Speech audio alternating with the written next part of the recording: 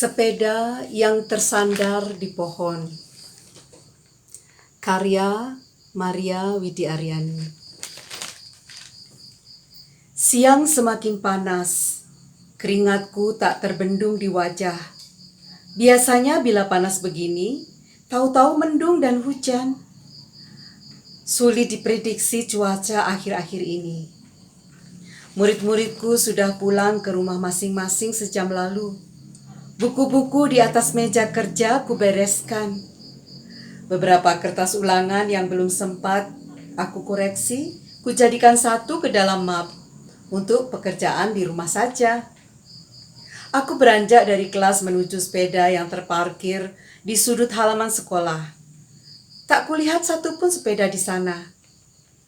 "Ah, ibu guru cari ibu pusepeda kah?" Aku menoleh.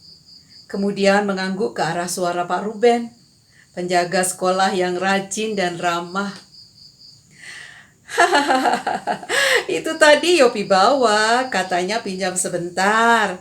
Saya suruh kasih tahu ibu guru tapi ini sudah 20 menit belum juga Yopi datang.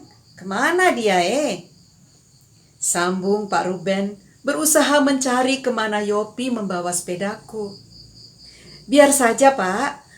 Yopi sejak kemarin sudah bilang ke saya kalau dia ingin bisa naik sepeda besar. Saya suruh dia pakai sepeda saya untuk belajar. Biar saja Pak, saya jalan kaki saja." "Aduh ibu guru, keterlaluan anak itu. Kasihan ibu guru harus jalan kaki." "Tidak masalah Pak Ruben, biar sapu keringat keluarlah siang ini. Kan olahraga." Jawabku mengikuti logat khas Papua sambil melempar senyum kepadanya.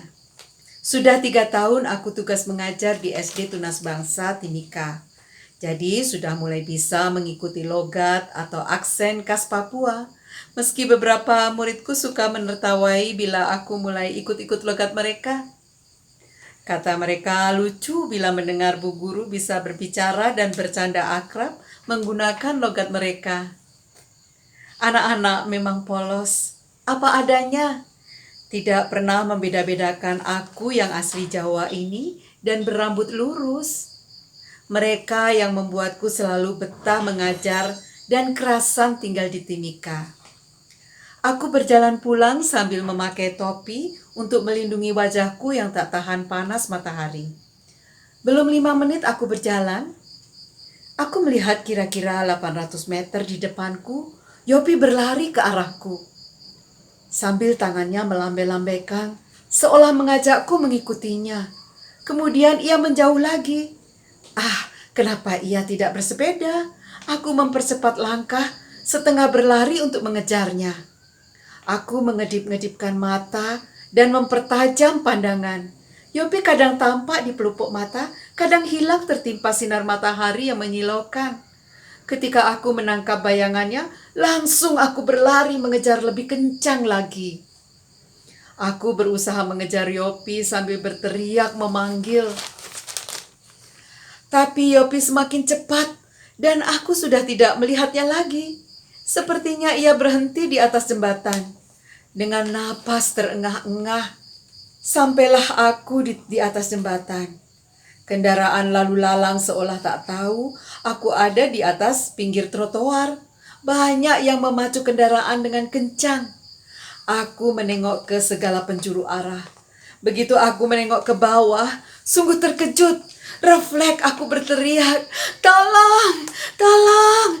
Ada orang hanyut di bawah sana, tolong!" Orang-orang yang mendengarkan teriakanku langsung berlari menuju ke sungai. Mereka juga berteriak minta tolong kepada orang-orang yang berada di sekitarnya. Akhirnya semakin banyak orang-orang berdatangan menuju TKP. Aku ikut mendekat ke sungai. Aku semakin terkejut ketika melihat sepedaku tersandar di pohon ketapang di sisi barat Sungai Otomona. Sungai yang besar seperti Bengawan Solo di Pulau Jawa. Arusnya selalu deras, apalagi curah hujan di Timika termasuk tinggi. Aku mulai resah dan panik. Yopi tadi seolah memberi sinyal aku datang kemari. Tapi mengapa ia tak nampak? Atau dia menyandarkan sepedaku di sini lalu menolong seseorang yang sedang hanyut di sungai? Gaung sirine ambulans semakin dekat dan berhenti tepat di dekat sepedaku. Bersamaan itu pula mobil tim SAR juga parkir di sebelah mobil ambulans. Dengan sigap beberapa orang berseragam langsung menuju TKP. Sejenak, aku merasa agak tenang ketika tim SAR beraksi menyelamatkan korban.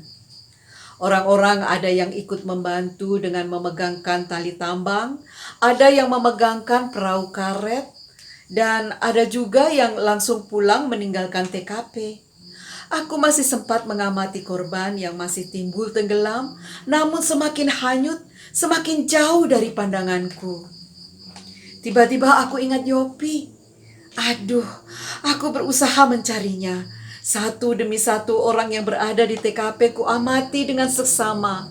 Apalagi bila perawakannya mirip Yopi, langsung ku dekati. Namun aku gagal menemukannya. Ku tengok jam di tangan kananku, sudah sekitar 1,5 jam. Aku berada di sini dengan perasaan yang berkecamuk.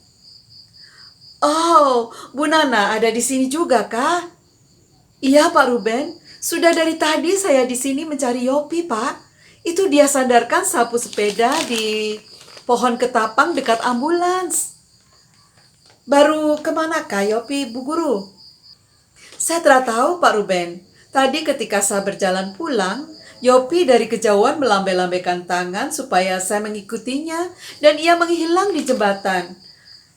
Lalu saya tengok ke sungai, saya lihat ada orang hanyut.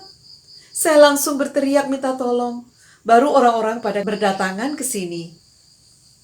Ya, pasti Bu Guru Nana tidak bisa kejar toh, karena Yopi naik sepeda dan Ibu Nana berjalan kaki. Yopi tidak naik sepeda, Pak. Dia berlari. Sepeda saya temukan tersandar di bawah pohon ketapang itu.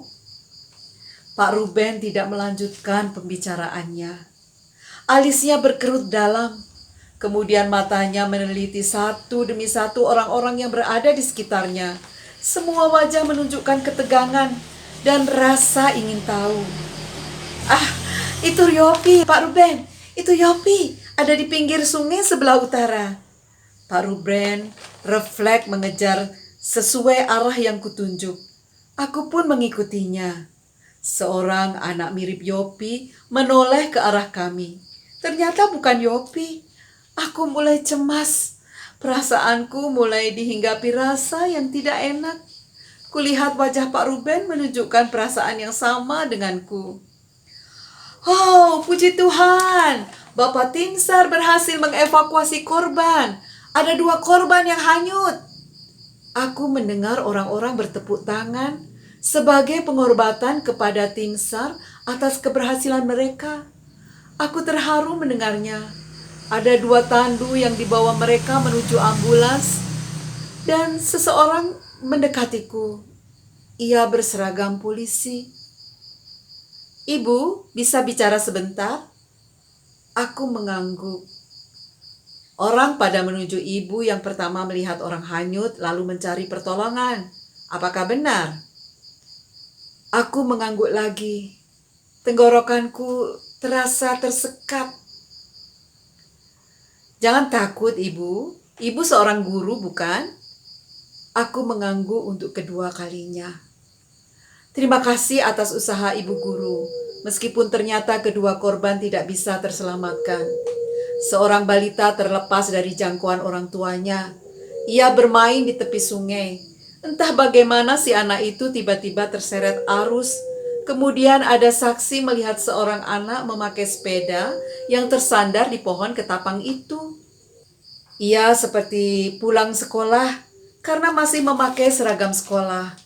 Ia langsung terjun ke sungai hendak menolong. Namun, ia ikut menjadi korban. Telingaku panas. Air mataku tidak bisa kubendung lagi. Aku langsung berlari menuju ambulans. Memastikan jenazah tersebut Yopi atau bukan. Namun ambulans telah bergerak menjauh. Suara sirine meraung-raung. Aku terduduk di samping sepedaku. Masih bingung dengan peristiwa yang sedang kualami.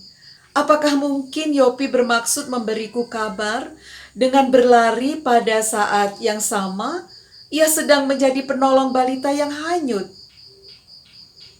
Aku tersadar ketika mobil bak polisi datang menghampiriku dan dua orang polisi mengangkut sepedaku. "Pak, tunggu, itu sepeda saya!" teriakku terbata-bata. Nah, demikian cerpen yang saya baca. Ini adalah cerpen sepeda yang tersandar di pohon, ya. Sepeda yang tersandar di pohon. Dan cerpen ini sudah dimuat di koran Minggu Pagi. Nah, Minggu Pagi 1 Juli 2021. Nah, terima kasih Anda telah mendengarkan. Sampai jumpa di pembacaan cerpen saya berikutnya. Bye-bye.